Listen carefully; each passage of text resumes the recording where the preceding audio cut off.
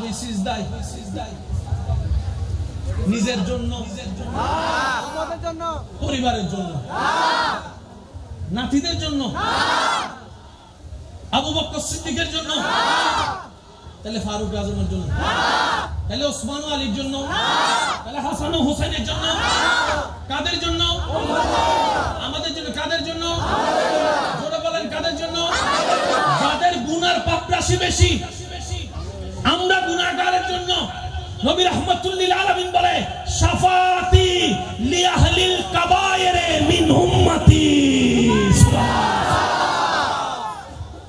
আমাদের জন্য নবী চোখে পানি ফেললেন। বুঝতেছেন বিষয়টার গুরুত্ব? বুঝতেছেন? হায় হায় হায়, নিজের মা কাঁদা ভুলে যাবে। ডার্লিং,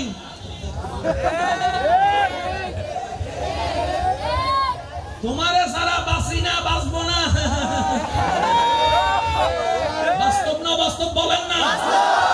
আর বাস্তব প্রমাণ তো করোনায় দেখাই দিছে। করোনা হওয়ার পরে কয় আই হেড ইউ, লাশটা পর্যন্ত ধরে নাই, মা বাবার লাশ পর্যন্ত ধরে নাই সন্তান মৃত্যুর ভয়ে।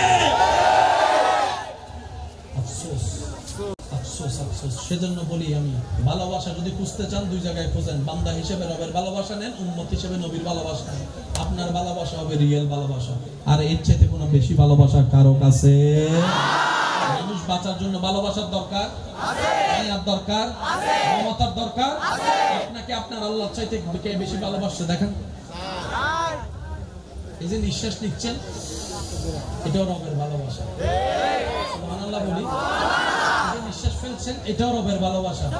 আপনি অসুস্থ হলে মা বাবা স্ত্রী স্বামী ওরা তো এসে সেবা না করতে পারবে, নিঃশ্বাস তো দিতে পারবে না। ওরাও তো মানুষ, একসময় তো ঘুমাই যাবে।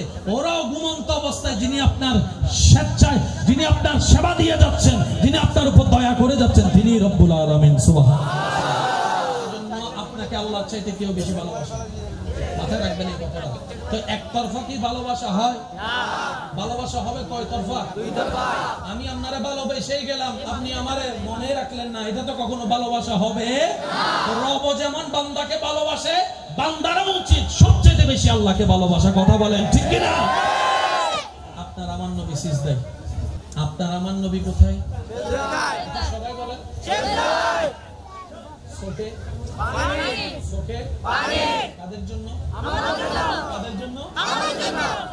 তখন আল্লাহ পাক বলবে, হাবিব, ও বন্ধু, ও নবী, আপনি তায়েফে কান্না করেছেন, আমি নিষেধ করি নাই। আপনি মক্কায় কষ্ট পেয়ে কান্না করেছেন, আমি নিষেধ করি নাই। আজকে হাসরের ময়দান তো আপনার কাঁদার দিন নয়। আজকের হাসর তো আমি আল্লাহ সাজাইছি জগৎকে দেখানোর জন্য আমি আমার মুস্তাফাকে কতটুকু ভালোবাসি। সুবহানাল্লাহ। হাসর তো আমি সাজিয়েছি জগৎকে দেখানোর জন্য। সবাই থাকবে দাঁড়ায়, আপনাকে আমি মকামে মাহমুদের আসনে বসাই, দেখাই দিব আরশে হক হে মসনদে রিফাত রাসূলুল্লাহ কি দেখনি है হাসর में इज्जत রাসূলুল্লাহ की। নবী আপনি কাঁদেন কেন? নবী বলে, আল্লাহ